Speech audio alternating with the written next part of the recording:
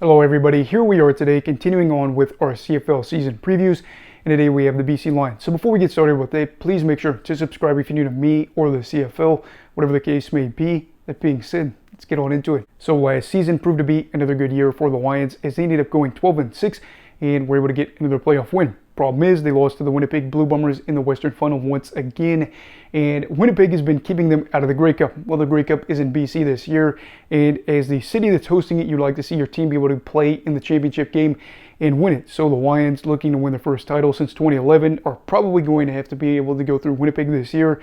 But aside from all that, what are some storylines to watch out for the Leos this season? So the first thing to talk about here is, should the fans be worried about Vern getting hurt? Last year he had over 4,500 passing yards, had like 30-something touchdowns, and it was great. But they also had a nice insurance policy in Dane Evans as he was the backup. Dane was on a team in Hamilton that went to multiple Grey Cups. They had Grey Cup aspirations, and he saw time in that run, especially for the 2019 team that was a really fun Hamilton side. But it was nice having him for BC because you knew if Vern got hurt, you're going to have a guy that could go out there and get you wins. Maybe it wasn't going to be to the extent of Vern where he's going to have those monster games, but you were going to be thinking, okay, we're going to be able to have a steady run of things. One problem though, Dane is retired, so they're going to have a new backup quarterback, that probably being Jake Dolegala. Now, Dolegala got some starts with Saskatchewan last year and finished with 11 passing touchdowns and 9 interceptions, and does have the potential to have a very big game where he pops off. But you are seeing him in a good spot with this team too in BC, where they have the offense that could have a big game. And on top of that, he is not a young guy that's going to be on a bad team where he's thrust into the starting role. He's going to be going to a team that has 24 combined wins over the past 2 years and has been on the verge of a Grey Cup, and he's going to be the backup. So is he going to be the player that goes and gets 10 starts? Not unless Vern gets hurt. Now, should we be worried a little bit if Vern does get hurt? I would say yes, as he is the starter for a reason. But Jake may be able to go out there and help keep things going as long as Vern is able to come back for the playoffs.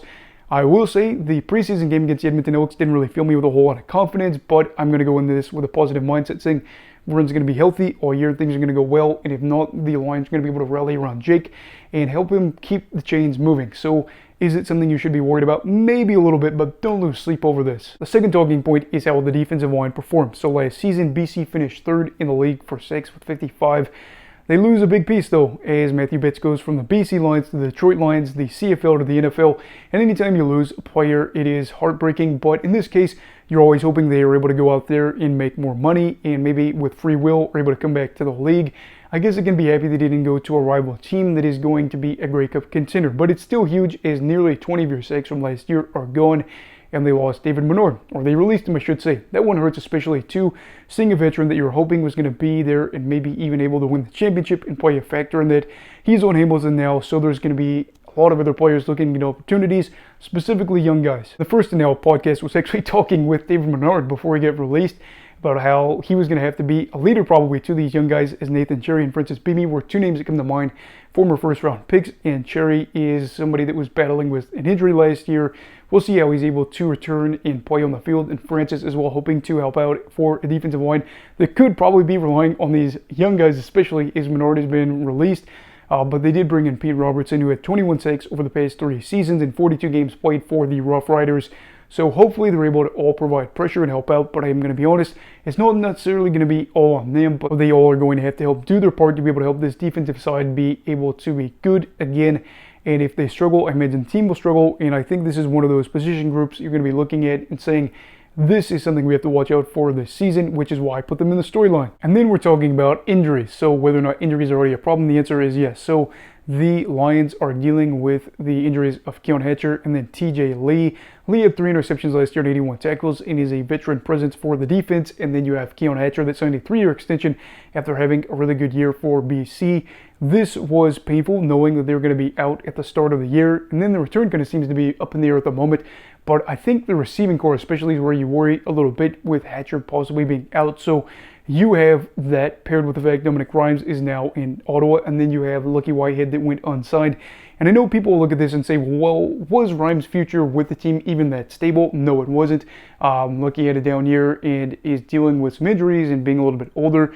Valid concerns, but now you have injuries to, again, some of these players, and you're wondering how they'll impact the team early on. Are guys like Katoy and Holland's going to be able to have a big year? Probably, but you don't really want to have to worry about these things at the start of the season when you are trying to make the Grey Cup. And there are more things with this as well, like the secondary you have leaving out, as well as them releasing Marcus Sales, and then Quincy Mauger is now in Toronto. So there's just a lot of things kind of swirling around for the team that could be an issue at the start of the year. But injuries and concerns aside, the league is built on what we already know, them being able to find young and cheap talent. Are there going to be players that end up having good years? Maybe so. Is Terry Williams going to contribute? I don't know. Are there going to be players you may never have heard of and you're thinking, wow, who is this guy that ends up going off for 120 yards in a game? Very well could be. But I am saying watch out for the receiving group, especially, and then the secondary for this season. And I don't know. This is going to be really weird to watch that defense with the defensive line and then that secondary at the start of the year. So overall, what are my thoughts on the BC Lions? Well, they are a team that's been able to have back-to-back 12-plus win seasons, and they have big aspirations. I know they have lost some players, absolutely, but this is not about making the playoffs anymore. This is about winning the Grey Cup. It's not even about appearing in it. It's about winning it, which means they're going to have to go through Winnipeg, whether that means they end up winning the division and Winnipeg has to come to them, or they have to travel to, what is it now, Princess Auto Stadium. It doesn't really matter. They have to go out there and do the job, because a third straight year of not getting the job done is frustrating, and knowing that this Winnipeg team keeps getting older and they lost pieces like Jackson Jeffcoat, you have to be able to at some point take advantage, because if you keep losing, at this point you wonder, well, they are older than us, and I know that the Lions have an older roster compared to other teams in the league, but say if we can't beat them as they keep getting older and we get older, what exactly are we going to do to get better? Truthfully, I don't know the answer, but I do know this. I'm very excited for this season as a BC fan. And I am hoping with everything that I can do right now that the Lions at the end of the year are the team that ends up winning the trophy. And I just don't know what's going to happen, which is scary. But this is the infancy of the year. We're probably going to make the playoffs, so I feel good about it, knowing that we have an opportunity. As long as we get there, we have a chance. If we go 6-12 like Calgary did, as long as we win the Grey Cup, I could care less. So with all that being said, what are your thoughts on the BC Lions for this season? Let me know down below in the comments. Also, please make sure to like this video if you enjoyed it. Subscribe if you're new. Everybody stay safe and have a great night.